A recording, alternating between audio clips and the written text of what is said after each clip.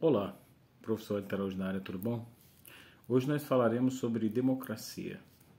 A democracia é relativa ou não? Como se deu a história da democracia no mundo? Não é? De onde vem esse conceito? Como foi concebido no mundo? Não é? E a gente percebe o seguinte: a democracia ela é sim relativa. Depende dos interesses por trás e da interpretação dessa mesma democracia pelos líderes e pelas pessoas que estão governando um determinado país.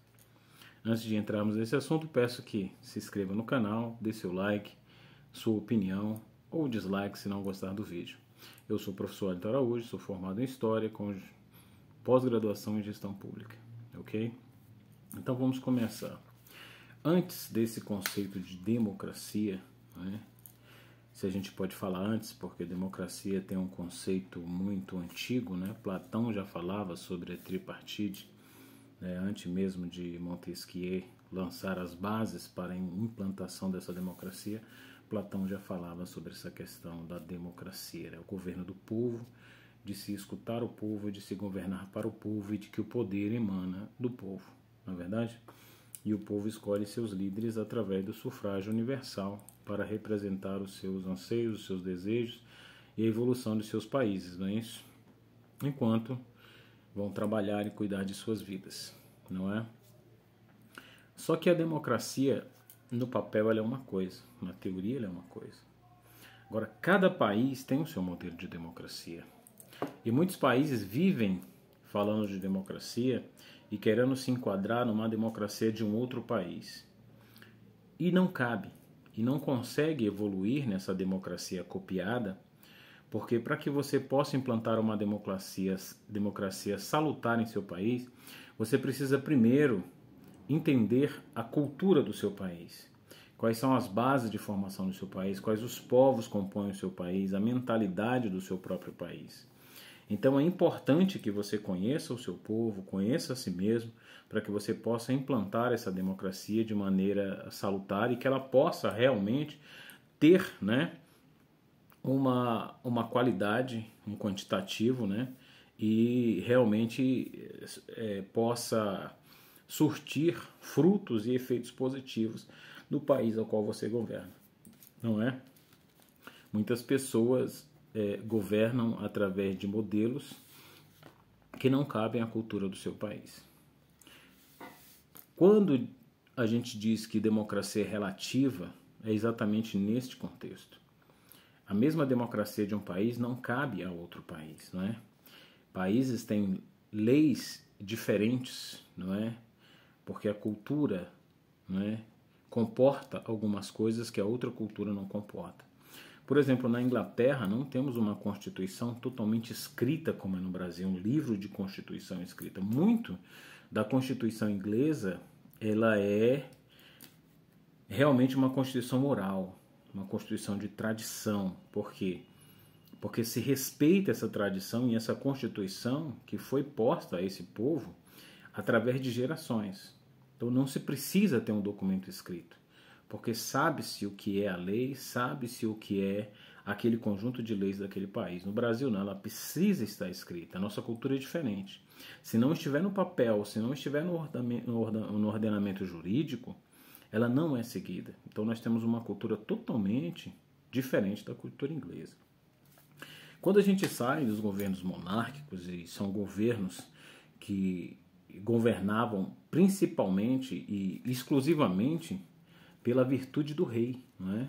Era uma pessoa que no imaginário teórico e o que foi implantado na cabeça das pessoas para aceitar esse rei é que esse rei era escolhido de maneira divina. Deus escolheu, ele era representante de Deus na terra, portanto ele estava acima da lei. Então não havia democracia porque esse rei não estava subordinado às leis, não é? E o julgamento dele era estritamente pessoal. E era tão complicado porque até a virgindade das mulheres era do rei, não era do marido. No dia do casamento, a mulher tinha que ter com o rei, depois voltava para o marido. E ai desse marido que tivesse tirado a virgindade dessa mulher antes do rei, porque a virgindade era um valor e todo o valor daquele reino era do rei. Então, se tínhamos um rei benevolente e bondoso, as pessoas recebiam bondade e benevolência. Se tínhamos um rei tirano, o povo era realmente açoitado com a tirania vil e incisiva. E era direito do rei ser tirano, não é verdade? A partir dos movimentos do iluminismo, não é? E dessa destruição do controle religioso e do controle monárquico absolutista, nós vamos ter alguns tipos de democracia, não é? Como principalmente a democracia parlamentarista, onde o rei mantém o seu poder e se torna uma figura apenas como o poder de Estado, não o poder de governo. Ele não governa, mas representa o país, não é isso? Ficando assim ele mesmo sujeito às leis, não é? E nós vamos ter também presidencialismos, né? E outras manifestações, né? Temos também presidencialismos com a mistura de parlamentarismo. Então temos alguns modelos aí meio, né, anômalos e que dizem respeito apenas àquela cultura específica, né? Porque é o país que decide, né, o que ele deve assumir, de que modelo ele deve assumir essa democracia. Mas o conceito de democracia é dar a todos, de maneira igual, o que ele é de direito. Porque ninguém dentro de uma democracia é melhor que ninguém. Mas mesmo assim, o líder que sobe ao poder de um país democraticamente, ele não foge, não é, aos seus vícios e suas vicissitudes. Por quê? Se você subiu ao poder de um país, você não vai colocar em cargos para auxiliar você nesse governo pessoas que sejam extremamente competentes, mas que sejam inimigos seu, que sejam contrários, que não concordam com você na liderança. Não tem como. Você vai colocar pessoas que estão ao seu lado, que concordam com você e que tenham também competência para fazer isso, não é? Então, não vamos exercer uma democracia de fato, não vamos escolher pessoas de maneira com escrutínio. Do mesmo jeito que eu escolhi o presidente, eu também vou votar nos ministros, vou votar em todo mundo que vai trabalhar com ele. Mesmo porque eu não teria governabilidade, não é?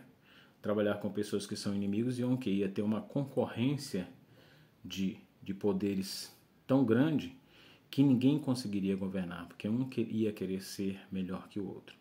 Por isso nós dividimos em três. Nós temos aí a concorrência de poderes legislativo, executivo e judiciário. Agora o executivo vai trabalhar com a sua equipe, o legislativo vai trabalhar com a sua equipe, que vai ser eleito pelo sufrágio universal, e o judiciário vai trabalhar com a sua equipe também, que vai ser outro tipo de escrutínio, não é isso?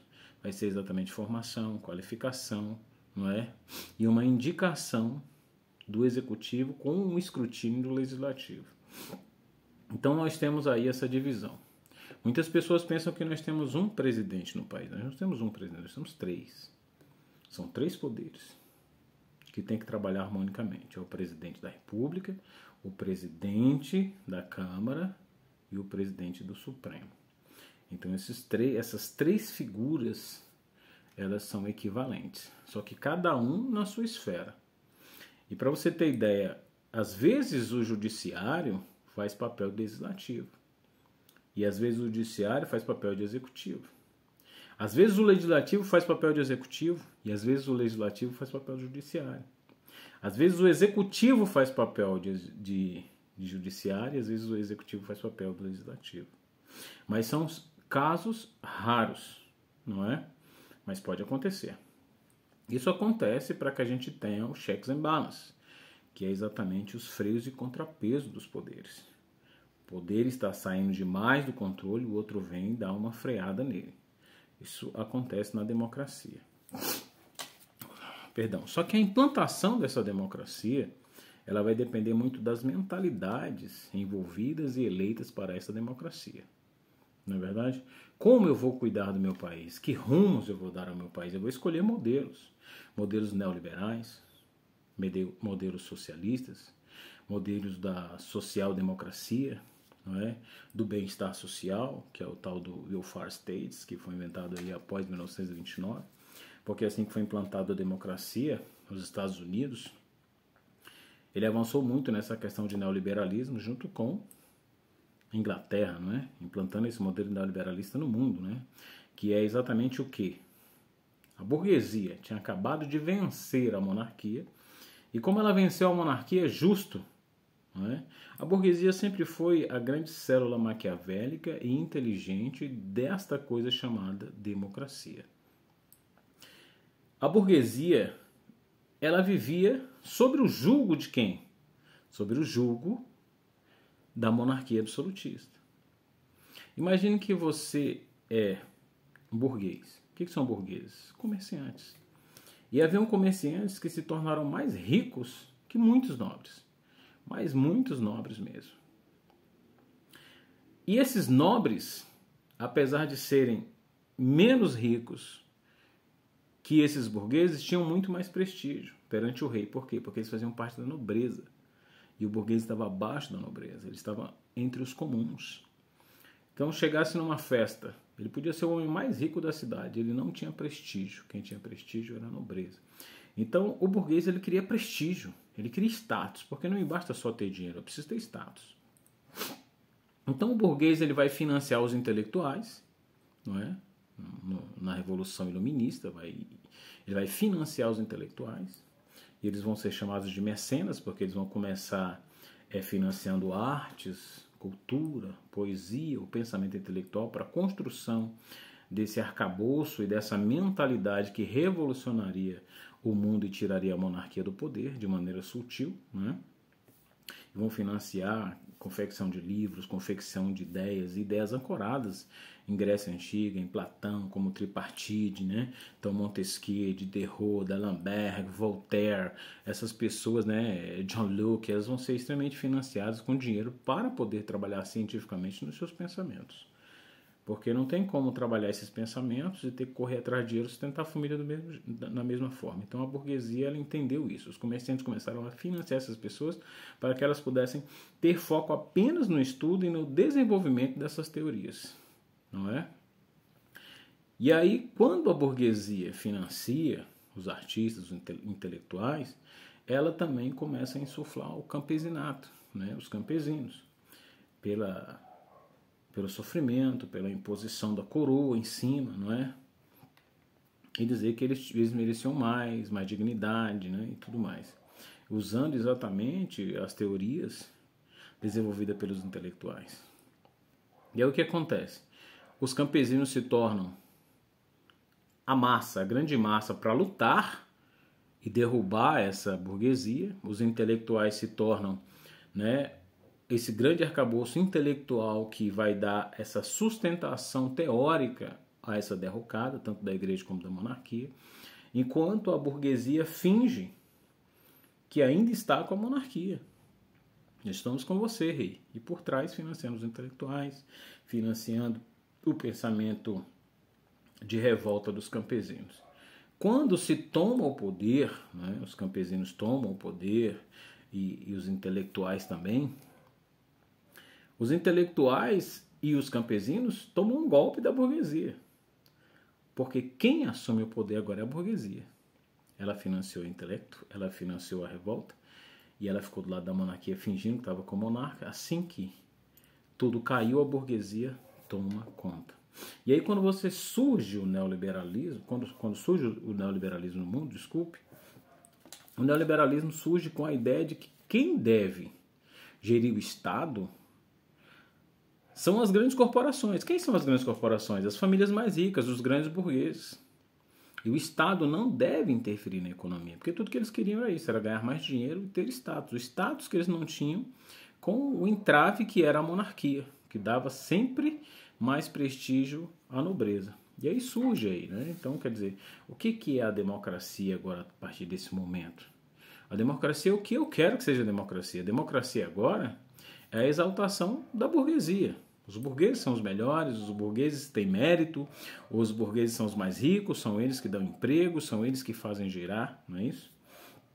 Só que essa ideia, ela foi muito bem ampliada até 1929.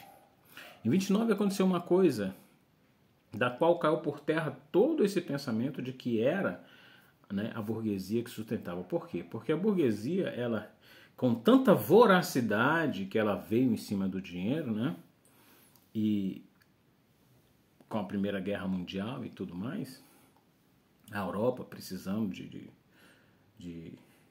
de se reestruturar e tudo mais, os Estados Unidos ele começou a ganhar muito dinheiro, mas muito dinheiro mesmo, né? Só que através de uma recuperação europeia, né, onde a Europa não mais precisava dessas grandes indústrias norte-americanas, que tinham alçado a um patamar muito, muito bacana, porque a Europa precisava de seus produtos, contratou mais, muito mais imigrantes foram para os Estados Unidos, aquela época de ouro e tudo mais, comprando ações e aquela coisa toda. Quando a Europa não precisa mais desses produtos, o que acontece? Essas grandes empresas elas precisam demitir, porque elas não têm mais a necessidade de tanto funcionário, porque elas não têm mais a demanda. Não tendo mais a demanda, elas começam a demitir, provando que o que dá emprego não é o empresário, não é a empresa, é a demanda. Porque o empresário, ele simplesmente se aproveita da demanda. Se eu preciso fabricar mais e eu tenho mercado, eu vou contratar mais pessoas para alcançar mais mercado. Se não tem mercado, eu vou demitir. Então, quer dizer, eles não fazem favor a ninguém. Eles fazem o quê? Eles sugam do trabalho. Eles alugam o seu trabalho para ganhar dinheiro em cima do seu trabalho e do produto que é produzido para venda.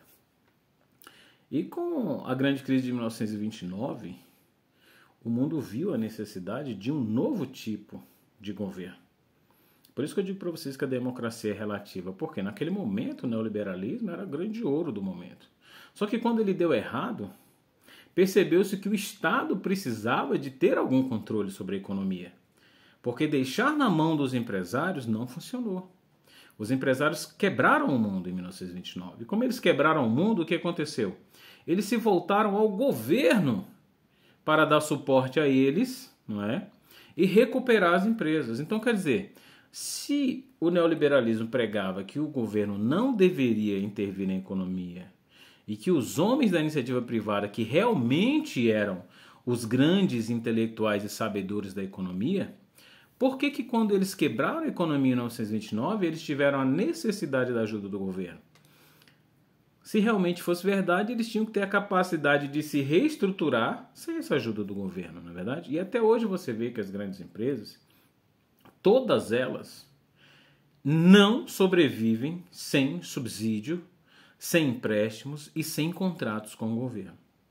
Se fosse tão, mas tão superior à administração privada, eles viveriam paralelamente à administração pública e não precisariam do dinheiro público para sobreviver.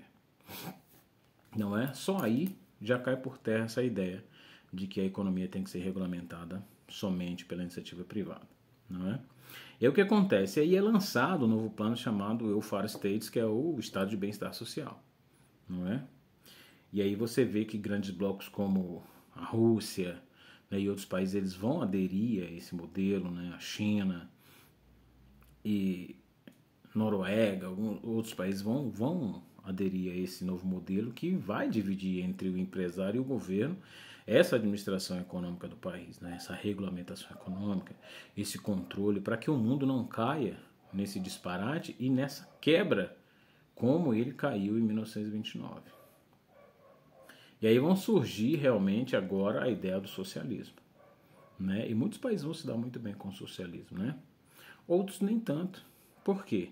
Porque, como eu falei, depende da cultura do povo, depende da cultura do país, de que forma esse povo encara a economia, encara dinheiro, encara governo, não é? Para você ver na França mesmo.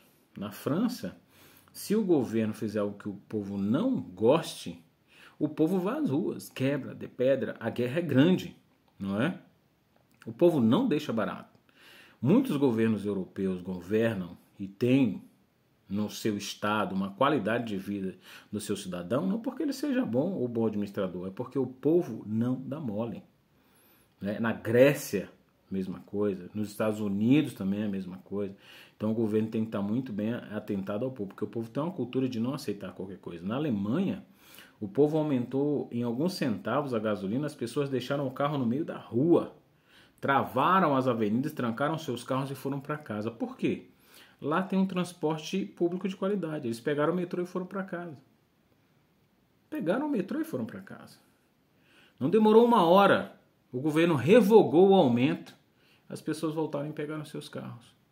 Uma cultura. No Brasil é diferente. Se o governo aumentar a gasolina hoje para o dobro do preço, as pessoas vão correr para o posto de gasolina, vão encher seus carros e vão chegar para o vizinho e vão falar bem assim: meu tanque está cheio. Você não está conseguindo encher o seu não? Vende o carro. Por quê? É uma cultura do individualismo, é uma cultura de não união do povo contra o Estado. Tudo que o Estado faça, por pior que seja, tem um defensor, não é? Então é uma cultura totalmente diferente. Não é porque eu gosto do presidente que eu tenho que defender as coisas erradas. Eu tenho que estar do lado do povo, eu tenho que estar do lado do trabalhador. Se a política deste governo é salutar ao povo e à economia, amém, bacana, acertou, tô junto. Se ela não é, eu tenho que falar, isso está errado, não é por aí, eu não coloquei você para isso. Só que no Brasil não é assim. Temos uma cultura do pior, quanto pior, melhor. A gente fala, eu quero que se lasque. O presidente é ruim, tá deixando todo no chicote todo mundo, é isso mesmo. Isso mesmo, eu quero que ele bote para lascar mais ainda. Então, quer dizer, o nosso tipo de cultura e de mentalidade é diferente. Por isso que a democracia é relativa. Não tem como você querer que o governo brasileiro governe o Brasil à luz de outro país. Por isso que a administração pública e as políticas públicas são coisas realmente difíceis de ser pensadas e têm que ser pensadas com carinho e não ser pensadas a partir de uma ideia individualista de um gestor. Ela tem que ser pensada através do escrutínio popular no Brasil, não é? Tem que se ver o que a população quer, não é? O que a maioria quer. Porque no Brasil a gente tem mania de fazer leis como se fazem brincos, apenas para enfeite.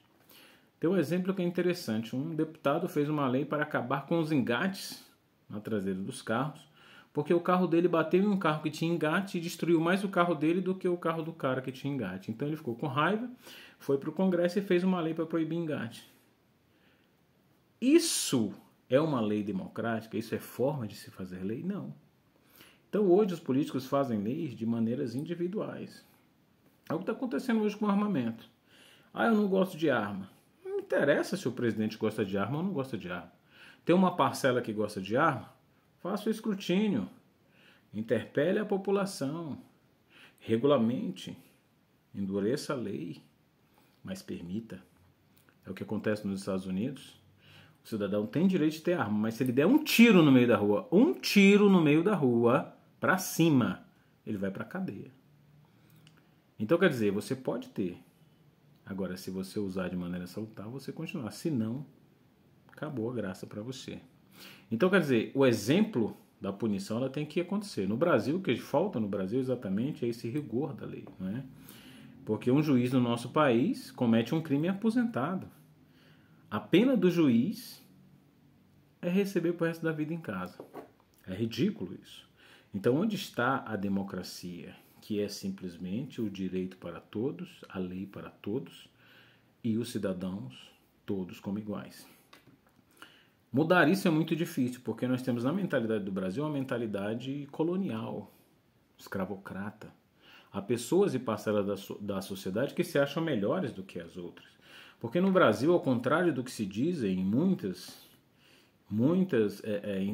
ensinamentos do passado, que no Brasil vieram os piores e nos Estados Unidos foram os melhores. Negativo. Para o Brasil veio a elite, se podemos dizer assim, né? Que elite são os melhores, mas não era elite, era a burguesia portuguesa veio para cá para explorar o Brasil, enquanto nos Estados Unidos foram os degenerados da Inglaterra, aqueles que ninguém queria. Cumpriam penas nos Estados Unidos de 7 anos, trabalhando em serviços forçados como escravos, e depois de 7 anos recebiam terras e ferramentas. Tanto que você vê nos filmes de faroeste os degenerados, né? Então, a bandidagem realmente, as mentes mais torpes da Inglaterra foram para os Estados Unidos. Foi sim uma burguesia inglesa para administrar? Foi, mas a maioria foi os degenerados mesmo. No Brasil não, no Brasil veio a burguesia portuguesa para explorar, com a mentalidade que aqui era uma terra selvagem, eu vou ganhar dinheiro no Brasil através da cana-de-açúcar, exploração dos minérios, e vou voltar para a Europa para viver na Europa, que lá é bom, vou ganhar dinheiro aqui e viver lá. Nos Estados Unidos não. Os degenerados iam para os Estados Unidos, mas não poderiam voltar para a Inglaterra, eles eram proibidos, eles tinham que passar o resto da vida nos Estados Unidos. Então, quer dizer, eu tenho que fazer uma nação aqui, porque eu não tenho para onde voltar. Então, os Estados Unidos cresceu com essa mentalidade. Eu preciso fazer a minha nação aqui forte. E vou fazer tão forte que eu vou passar essa nação que me obrigou a viver aqui e vou mostrar para eles que eu vou fazer uma nação aqui mais forte do que a deles. No Brasil, não. A mentalidade até hoje, o brasileiro, o que ele pensa? Ai, viver bom é lá fora. Porque a gente está ancorado nessa mentalidade antiga, não é? De que aqui é para se explorar, mas para viver é lá fora. Tanto que tem brasileiros hoje aqui que tem vários imóveis de aluguel no Brasil e vivem no exterior, mas com a renda dos aluguéis do Brasil, entendeu? Então essa mentalidade ancorada, ela é muito forte no Brasil. Então ao governar e ao implantar uma democracia no Brasil, é preciso levar-se em conta a cultura. Se não levar em conta a cultura, você não consegue implantar uma democracia. E por isso a democracia é relativa. E muitas pessoas falam, que o Brasil é democracia, por que está negociando com governos ditatoriais? É bem simples, meu querido.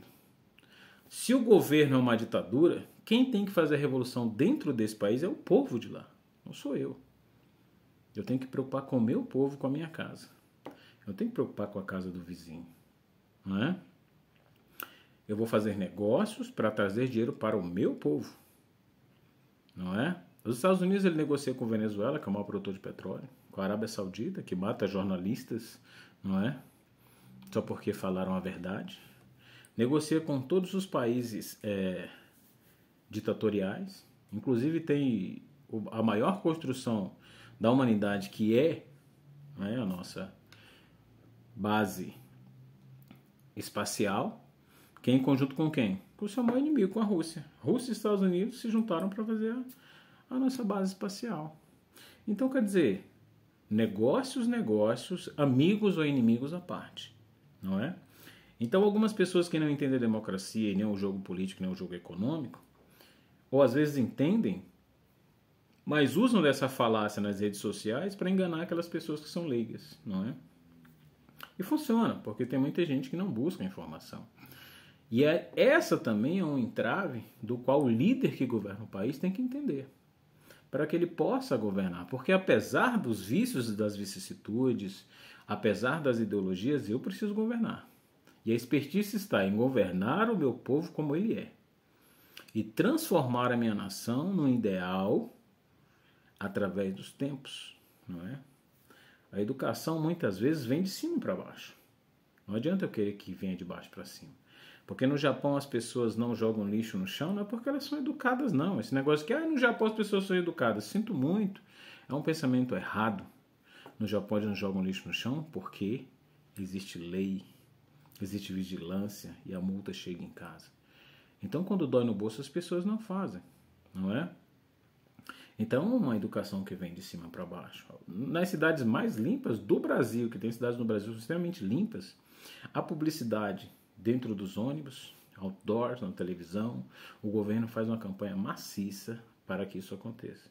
Agora, as cidades onde o governo não tem um centavo de investimento em educação, não é?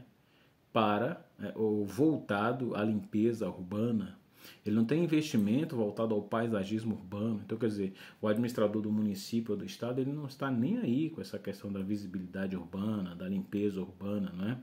Ele faz o básico e o trivial, né? Mas quando vai falar, diz que o povo não colabora, não é? Quando você foi eleito para resolver os problemas da cidade, não é? E não para ir a público dizer que não consegue por causa de Y ou de X, não é? Outros já disseram, eu não consegui fazer por isso, por aquilo, a culpa é do governo passado. Ninguém quer escutar isso. O governo passado já foi. Elegi você porque você me fez a promessa que seria diferente do governo passado. E não para tomar o poder e não fazer ancorado em desculpas de governo passado. É o que acontece muito no Brasil.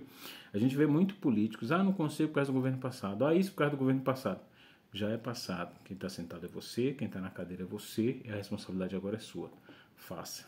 Não é? Porque um homem não chora o leite derramado. Não é?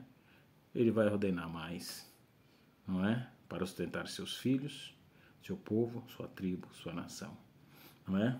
Fiquem com Deus, espero que tenha contribuído com alguma coisa Que Deus nos abençoe a todos e que a democracia que venha da cabeça dos nossos líderes possa ser a democracia que o povo merece, quer, para a evolução do nosso país, ok? Fiquem com Deus, um abraço, até mais.